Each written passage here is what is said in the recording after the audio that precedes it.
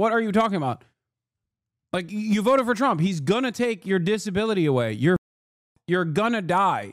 You might as well get back on fentanyl now because you're cooked, big dog. Might as well get right on that opium straight from the street because you're gonna die anyway because you voted for a guy who wants to kill you.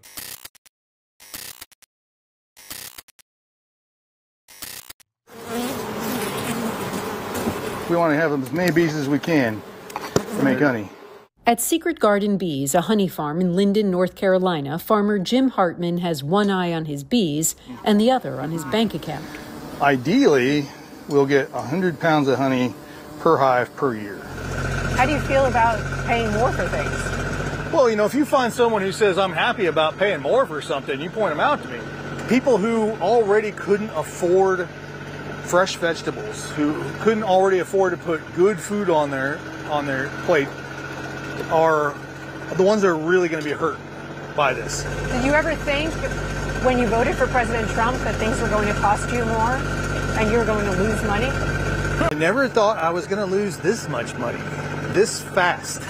Jim is a Republican who voted for Donald Trump 3 times. How do you feel about your vote for Donald Trump now? Well, I feel like perhaps I should have considered some other options. Among other things, Jim imports packaging supplies for... I'm sorry, hard to not.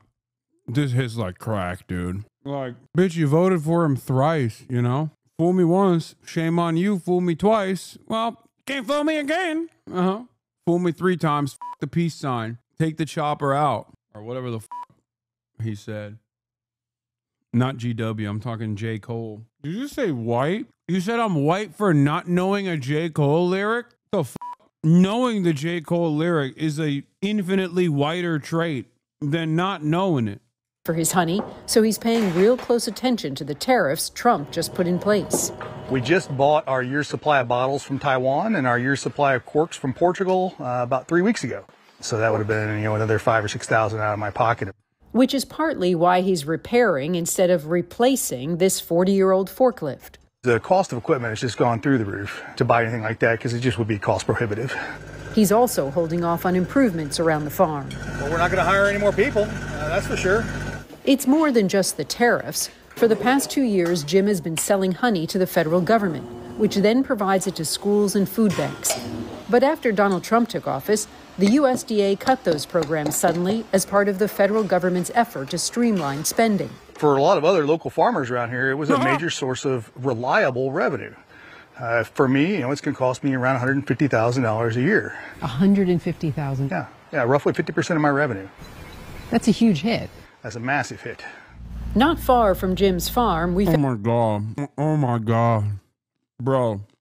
Oh my God. That's fucking hilarious. Dude, oh, come on. This hits good. This hits good. After all the fucking awful shit, after all the awful shit that we just watched, like, this kind of hits like crack cocaine. You know what I mean? God damn.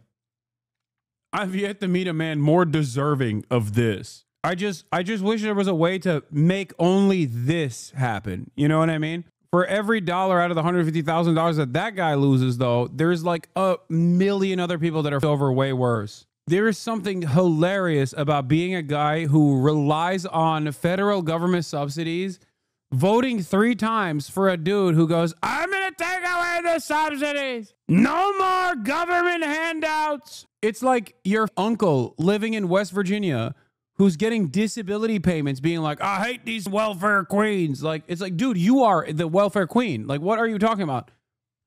Like, you voted for Trump. He's gonna take your disability away. You're gonna die.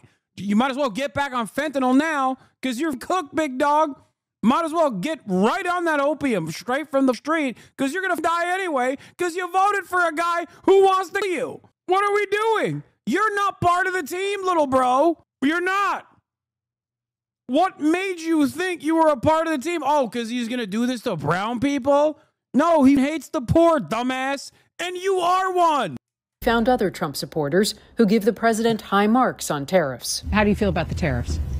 Well, I feel like for years we've been getting ripped off, and why not make it fair? You know, 0-0. And I think Trump was upfront about it. He said, "Now." I think some of the countries they're already starting to come around. It's going to be good. I really believe that. Yeah. No, I try so hard not to be libbed up and be like one of those people that's like, well, you're suffering and you kind of deserve it. But goddamn, these kinds of pieces make it impossible, dude.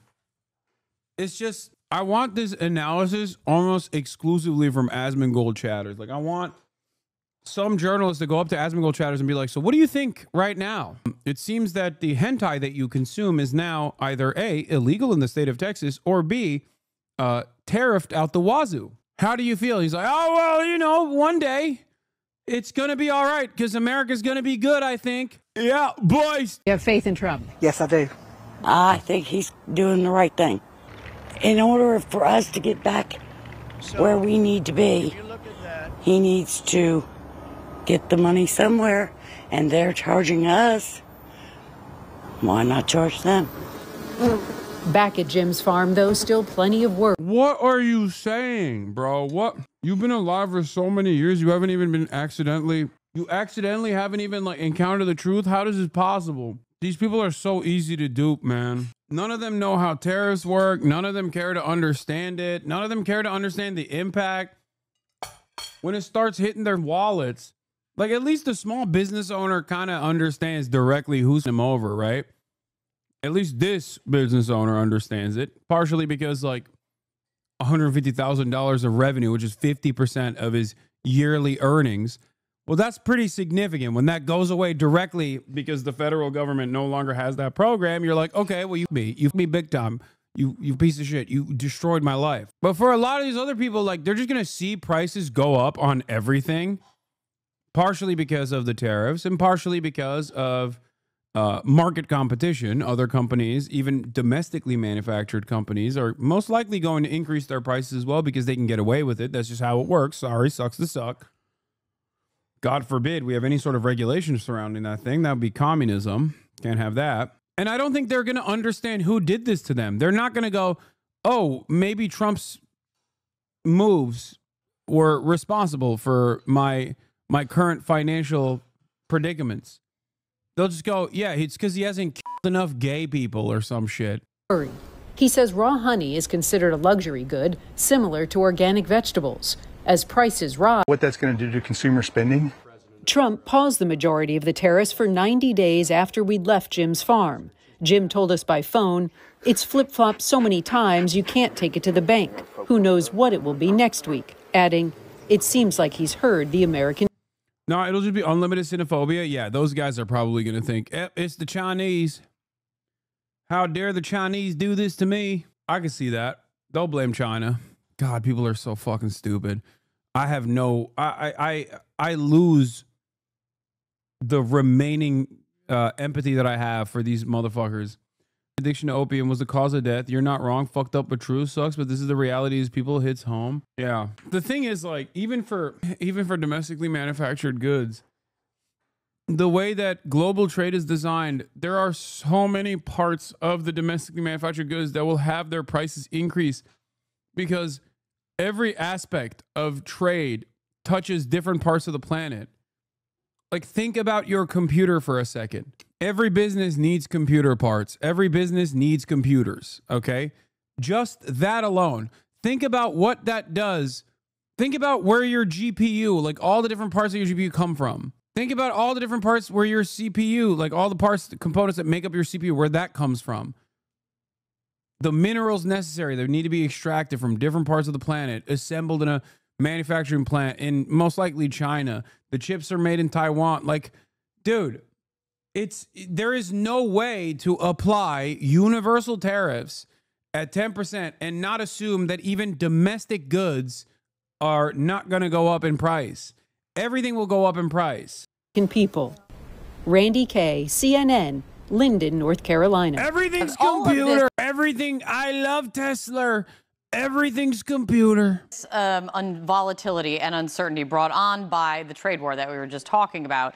You know, you've got China announcing it's raising retaliatory tariffs on U.S. goods from 84% to 25%. That coming after President Trump hiked the rate of Chinese goods, the rate on Chinese goods coming into America from 104% now to 145%. All of that, creating so much uncertainty, is having a real and immediate impact on businesses big and small across the country. One small business owner joined us on the show just yesterday describing how the daily chaos and the changes in policy have left her with no good options. It's hard to make a decision. You know, we had an idea yesterday after the announcement of, well, maybe we can export to Australia, repackage the products, and then re-import them from there. But because policy changes every 36 hours or so, I don't want to make that decision and make that move only for something else to change in just a couple more days. I'm paralyzed. I can't even make a decision. Yeah, I was surprised when this person said Hassan Abihed confirmed and he said yes. I doubt that this person is actually Hassan Abihed. Spencer Hakimian, founder of Tulu Capital Management, global macro market neutral, risk optimization, aiming for positive real returns in all climates, not investment advice. I think he's just like, I'd be shocked if this guy is actually in here all the time. I think he just says yes to people responding. He doesn't even follow me. Decision right now. Paralyzed. Another big area of concern is what this means for American farmers, of course. China is, among other things, the biggest export market for American soybeans. China bought 52% of the American soybean exports last year, throwing American soybean farmers, understandably, into a whole new level of uncertainty right now. And joining me right now is Scott Metzger. He's a soybean farmer out of Ohio, also serves on the board of directors for the American Soybean Association. Scott, thank you very much for... What do we do? The fuck do we do? So much winning. We'll never stop winning. I mean, look at him. He's fucking mad. He is big mad. For waking up and taking time to speak with me this morning. This smiling through the pain. I was looking forward to getting your take yesterday afternoon, and now we have this new change overnight coming from China announcing 125% tariff on all U.S. goods coming in. Yeah, I mean, look, these guys would probably get bailouts, but that's not going to be enough anyway. And you can't bail out the entire economy. What do you do for the consumers, you know? Includes on soybeans. What does this tariff on this new level of tariff on your produce mean for you? Good morning, Kate. Yeah, it's an alarming concern. You know, with the tighter farm economy that we're in now, the tariffs are just adding issues to problems that we already have. We want to it's just making it more complex and making it harder to make decisions on what we need to do. I've heard the word complex from a couple farmers actually as well. It's already a complicated situation, and now it's becoming even more complex. I mean, you're, I believe, a sixth-generation farmer, farming with your brother and cousins. How does this moment feel for you? Well, you know, we never have, going back to 2018. We really haven't recovered from the tariff trade wars back then, and you know we were probably 40% higher on soybean prices back then, and the farm economy in general was a lot better back then. So you go forward to now with what we are, and you know, a lot tighter farm economy, and complex, and adding these tariffs to it, it makes things really, really difficult. You know, a fear that we have, if this continues into the fall or even into next year, you know, there's a potential that, you know, there'll be some farms go out of business. You know, you could have a next generation not want to come back or not able to come back just because of the economies or the farm situation in general. And adding these tariffs to this, you know, there's just no room for error. But personally, in our operation in the state of Ohio last year, we were in extreme drought, and we roughly had half of a soybean crop and a corn crop last year. So in our area, it's feeling it even a little bit more. You know, having less of a commodity sale and these lower prices, and now we're throwing the tariffs on top of it. It just makes things very difficult. And at the White House, in his cabinet meeting yesterday, the Agriculture Secretary spoke up, talking about, if there's one thing, if people know, a group of people who know uncertainty would be farmers and ranchers. And I'm wondering what your ask, your plea, or just your message would be to the president in the midst of this, given your long experience. Yeah, except this uncertainty is not born out of like famine or something. You know what I mean? It's born out of the unpredictable president. This is straightforwardly as man-made as it gets. First, the FDA made soy the 9th major allergen, and now this. Bro can't catch a break, Lamau. And what you guys are facing. Yeah, we urge the administration to to quickly couple the announcement with some negotiations to address the tariff and non-tariff barriers with the U.S. exports. We want. Oh my God. An alert from U.S. Customs and Border Protection on Friday notified user of a glitch in the system that is used to exempt freight from tariffs, including shipments from China that were already on the water at the time of this week's whipsaw in tariffs policy, and any trade from nations now under the 90-day pause put in place by the Trump administration. The alert explained that U.S. Customs discovered that the entry code for U.S. shippers to use to have their freight exempted is not working, and the issue is being reviewed. In the alert, Customs advised filers to transmit cargo release separately and follow up with a summary filing when resolved. Normally, when a U.S. importer pays for their freight, they file both the cargo release forms and their financial papers so they can pay for the cargo. To keep the cargo moving, Customs is advising importers to file the cargo release form now and file the financial form later once the glitch is corrected. For now, that means the tariffs are not being collected by the U.S. government. I don't understand why this is Doge related, though. I don't know how we were putting the blame on Doge. Everything's computer. Everything is Tesla. Fix the people who manage the systems. Yeah, oh, you mean fired? Yeah. Wall Street analysts censoring their research to avoid potential retaliation from Trump. This is a big deal. Wall Street analysts self-censoring their research is never a good thing. Wait, what? Did he self-censor? I mean, I think it's a bit dramatic. Sean Duffy, Transport Secretary, openly blamed Doge. But, I want to talk about Doge for a second. No, for cuts after multiple fatal aircraft crashes. Yeah, that's transportation. Oh my God, they're all gonna pile on, even if it's not. Doge oversees the computer systems of the entire government. I mean, that could very well be a glitch born out of Doge, either directly as a consequence of the cuts that they made to people that would normally oversee such a thing, or directly born out of the fact that they're supposed to be handling the payment processors and things of that nature. But it will be very funny when people blame Doge, even when it's not their fault, because everybody just hates Elon. Speaking of everybody hating Elon, I do want to talk about this. Midas Touch posted this, my goats, as you guys know, big time Midas Touch fanboy in perpetuity. I was in the ground floor as a Midas Touch fan, and now they have blossomed into this beautiful franchise. It's going to be a really sad day when I'm in their crosshairs as someone who is a threat to the liberal order. But for the time being, as you guys know, these are the liberals who fight. So I love the boomer, like George W. Bush era liberalism attitude that they've always had.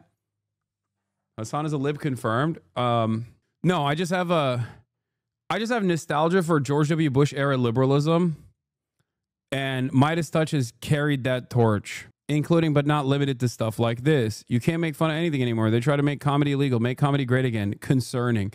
See, this like saying anyone and everyone is Adolf Hitler, like that is the real resistance. That's the last bastion of that is the last bastion of real resistance liberalism. Okay, like back when liberals would be like, stem cell research being cut, not on my watch. George W. Bush is a ape. He's a dumb ape. Here's a hastily photoshopped, shittily drawn photo of George W. Bush looking like a monkey, like that kind of shit. It was awesome. Anyway, let's take a look at this article. I've been in the same room with Elon, and he always tries to be funny, and he's not funny, like, at all, says a senior Trump administration official. He makes these jokes and little asides and smiles and then looks almost hurt if you don't lap up his humor. I keep using the word annoying. A lot of people who have to deal with him do. But the word doesn't do the situation justice. Elon just thinks he's smarter than everyone else in the room and acts like it, even when it's clear he doesn't know what he's talking about. Oh, so I guess people that are in his immediate vicinity can also see what I'm seeing from afar. That's cool. Fucking loser. Musk has gnawed at the patience of an array of high-ranking administration officials to the point that, according to this official and two others, Trump lieutenants have walked out of meetings and earnestly asked one another if they thought Musk was high. The answer is probably. Administration officials joked to one another about subjecting Musk to mandatory drug testing, which Musk himself has said would be a great idea for federal employees. A lawyer for Musk has said he's regularly and randomly drug tested at SpaceX and has never failed a test. Talking to the guy is sometimes like listening to really rusty nails on a chalkboard, says the senior Trump administration official, who adds that Musk is not much of a team player either. He's just the most irritating person I've ever had to deal with, and that is saying something. Trump admin threatening to pull contracts from AWF if Amazon doesn't delist specific books that are critical of his administration. Wait, what? Who are they going to work with? Microsoft? Like, there's not, I'm sure Microsoft will piss him off at some point too. Does he like Bill Gates more than Jeff Bezos? I don't think so. Oh my God. They're going to be like, we're going to pull AWS contracts if you don't ban Hassan. Just kidding. It wouldn't take that much to ban me. Elon is self-aware. His response to Nate Silver's polling tracker. We just launched an Elon Musk popularity tracker to accompany our Trump approval tracker. Currently, he's at least -14 as compared to Trump's -5. The inevitable outcome of having political propaganda war waged against me while I have almost no countervailing campaign and, at times, digging my own grave way better than my enemies do. Shut up. I hate you. I got it. He's so annoying. Even when he's self-aware, he's fucking annoying. There's not a single moment where he is able to fucking claw himself out of this approvals rating hell that he's in. David Pakman said he and Brian Tyler Cohen's books were on the list. Wait, what? The Trump administration is afraid of David Pakman and Brian Tyler Cohen's books? What? What are you? No. How do we know this? Is this real? This is insane. I work for a very large cloud service provider. We have a lot of government clients. Another side of our company sells books online. You have 100% heard of them. Today, my boss got this email that one of our largest government clients is going to cancel the contract if we don't remove these books that are critical of Trump. This is nuts. We have nothing to do with the book side of the business. Wait, what? Dude, I'm sorry. This sounds insane. No. Dude, come on. David Pakman talks about it. I don't. This seems unbelievable because the censorship aspect and like threatening to revoke AWS contracts is one thing. Okay. Threatening to revoke AWS contracts to like ban certain books. I totally get the Trump administration would do that. I just don't think that they would do that for a Brian Stelter book, a book from Heather Cox Richardson, a book from Mary L. Trump, a book from Brian Tyler Cohen, and Brian Krasenstein, Ed Krasenstein, How the People Trumped Ronald Plump. This seems like a meme made by a resistance liberal or something. I'm sorry. Like, there are infinitely more radical and scary books. Like, these books themselves being the reason for why it just seems so far-fetched. Like, I feel like there is a million trans books that they would want to ban before this. You know what I mean? It's just, this has got to be a joke. Come on, dude. Leaders in government are all online nerds. I don't, look, David Pakman's coverage on this is not enough proof. If the proof is coming ultimately from a Reddit post that David is responding to, I'm sorry. That's not, like, we need to be serious here. Is there... Some of y'all are so fucking libbed up. Maybe they're doing it because the Trump administration is that insane. Doesn't pass my smell test. My one critique of you is that you overestimate your enemy / opposition ability to be normal. Dude, It's a fucking random Reddit post with 1,000 upvotes. Are you fucking stupid? Until there's like real valid evidence, until there's real investigations happening, or Amazon taking the initiative or something, I'm not gonna fucking believe anyone can post anything on fucking Reddit, dude. Are you guys so stupid? What is happening? Even if this is real, it doesn't even have enough updates. I can't believe some of you dumb fucks are literally going source la Reddit right now. What the fuck? Stop linking me the David Pakman video! What the fuck? Link me a fucking article. Yeah, dude, watch this, bro. It's about a dog that plays basketball. It's online. Oh my God. Oh my God. Oh my God. Oh my God. Take a day off. There's no way you're fucking... There's no way you just sent me enough Reddit spam or enough Trump spam Reddit post. Motherfucker went source la Reddit. Oh my God. I think some of you guys are also susceptible to the fucking propaganda that you hear against me from time to time. When motherfuckers will be like, Hassan goes on Twitter all the time. That's where he gets his sources from. No, dude, I don't get my sources just from Twitter. I'm looking at fucking what journalists are posting on Twitter because that's where they're breaking their stories and summarizing them. I'm not just going off of a fucking random person's opinion on Twitter and being like, well, this is breaking news. Some guy on fucking Twitter said something. Okay, because the reality of the matter is the only primary source for this thing that you claim is happening coming from fucking Twitter is just, that's it. If I were to look at like a random blue checkmark account, like one of those WL community karma farmers on Twitter and being like, well, I guess this guy said something happened. And out of respect for our good friend Peter. Jeff. Why is American consumer confidence so low? Look, I think there's a great optimism in this economy, great optimism for the American people, a lot of reason for people to feel optimistic. The president is, as I just said, trying to renegotiate the global trade agenda that has ripped off the American people for far too long. As he said, this is going to be a period of transition. He wants consumers to trust in him, and they should trust in him. Look at what he did in his first term. And I just want to reiterate all of the reasons to be confident since you asked, Jeff. For those watching at home, yesterday the CPI report, inflation declined massively. Consumer prices are dropping for the first time in years. Energy prices are down. In fact, oil prices are down 20% since this president took office. Wholesale prices fell again. There have been trillions of dollars in investments into this country. Every day the president is signing executive orders to cut regulation, especially when it comes... Lowest consumer confidence in 45 years, but you don't understand. They're actually so confident. They're just faking it. You know what I mean? They're faking out the market. When, listen, look at the silver lining, okay? There is no way for consumer confidence to go anywhere but up. Comes to Environmental Protection Agency, our energy industry, that's going to unleash the economic boom in this country that we saw in the president's first term. So trust in President Trump. He knows what he's doing. This is a proven economic formula. What does he ask? Number in Europe that wants to come to America. Oh yeah, I talked about this already.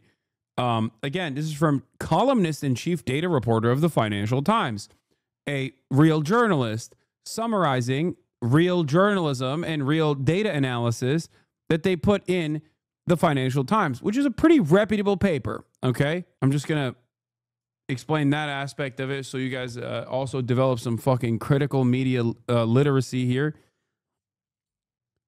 The number of people traveling from Europe to the U.S. in recent weeks has plummeted as much as by 35% as travelers have canceled plans in response to Trump's policies and rhetoric and horror stories from the border. Denmark saw one of its steepest declines in an indication of anger over Trump's hostility towards Greenland may be contributing to the steep drop-off in the number of visitors. Corporate quotes are usually pretty dry, but the co-founder of major travel website Kayak wasn't mincing his words. In just 2 months, Trump has destroyed the reputation of the U.S., shown one way by diminished travel from the EU to the U.S., said Paul English, co-founder of the travel website Kayak. This is not only one more terrible blow to the U.S. economy, it also represents reputation damage that could take generations to repair. The funniest aspects of this is because of Trump's honesty. Like, at least previous administrations or more competent administrations will make it seem as though this is medicine, this is good for you. The Trump administration, on the other hand, does not do that. They don't do that at all. This guy said, why are you always lying? And then didn't even fucking tell me. Also, this guy literally linked messages. Okay? This is your messages. Do you understand? As in, if I clicked on this thing while live on stream, it would open up my Twitter messages. 30 minutes for that. I know you didn't mean that on purpose. I know you didn't do it. What is it? RIP US tourism, expensive meals, Japan cheap meals, better food. Just realized the Iceland data got cut off from the original image because the decline was too steep to fit. Nice. Euro soars to 3-year highs. Investors flee U.S. assets over tariff woes. 5D chess, baby. Canadian travel is down 60 to 75% based on recent reports, too. I mean, this is the least surprising thing of all time. The Supreme Court has ruled against the